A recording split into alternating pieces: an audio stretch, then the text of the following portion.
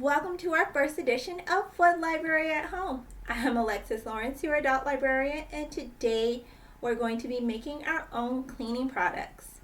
There are some very simple cleaning products that you can make from home using 3 basic ingredients. Those ingredients are lemons or lemon juice. Lemons are acidic, they have antibacterial properties, and combined with 2 other ingredients, they can make a very nifty cleaning agent. Another ingredient that we have is baking soda. It's a universal cleanser or cleaning agent. And last but certainly not least, we have white distilled vinegar. I know, this bottle is insane, but it's the only bottle that I could find at Wegmans right now. Apparently all the small bottles of distilled vinegar has vanished from the entire universe, and this is what we have. But white distilled vinegar is an awesome disinfectant, and it's an effective cleaning agent, so you can use it for a whole bunch of different things. So it's awesome, and I will have multiple uses for this later on in my everyday life. So it was only $2.79 and I can use it for many different things. So today though, what we're going to be doing is making an all-purpose cleaner. But some of the things that you can use these agents for is window cleaner. You can make linen spray.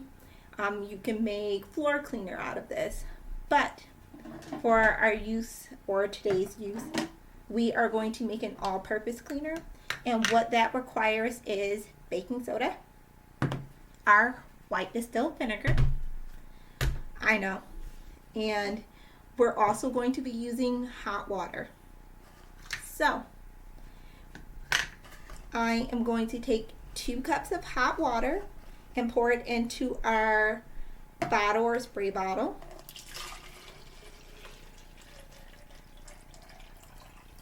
And then we are going to be using measuring spoons, and this recipe requires 1 tablespoon of the white distilled vinegar.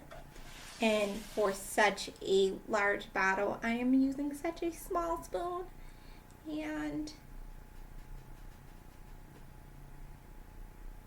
there we go. And then last but certainly not least, we are going to use 1.5 teaspoons of baking soda.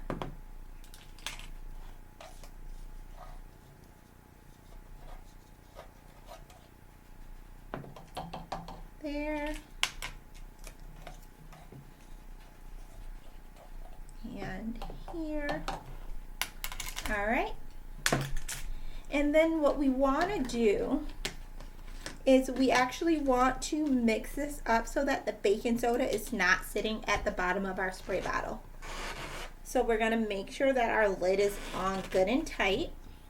And we're just going to shake that up a little bit so that the baking soda is not sitting at the bottom.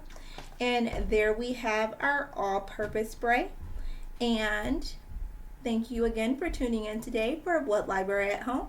And I look forward to seeing you guys next week.